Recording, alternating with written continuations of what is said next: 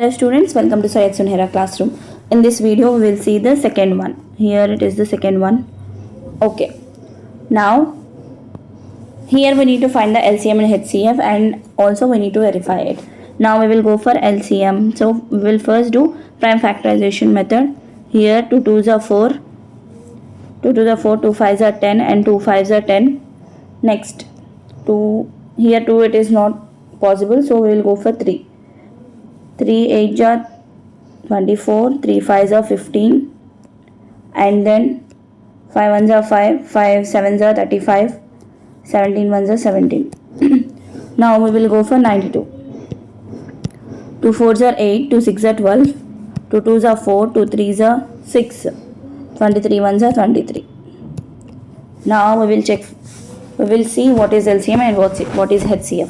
Now 5 10 we will write as 2 into 3 into 5 into 17, and for 92 we will write as 2 into 2 into 23. First we will check what is the so here we will write, okay, here we will see, here we can write this as 2 square, right? Here we will write this as 2 square into 23.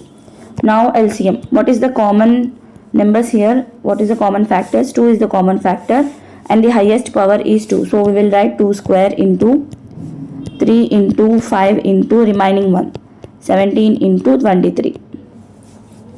Now multiply, so the LCM will be, I already calculated it, 23,460. Now we will go for HCF.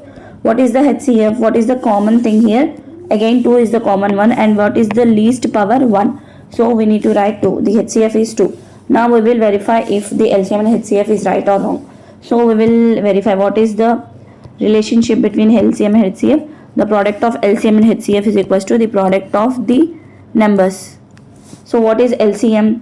23,460 into 2. HCF. What is the numbers? 510 into 92. Here we will get 46,920, and here also we will get the same thing, 46,920. Hence proved. So thank you. This is Sunhera signing off.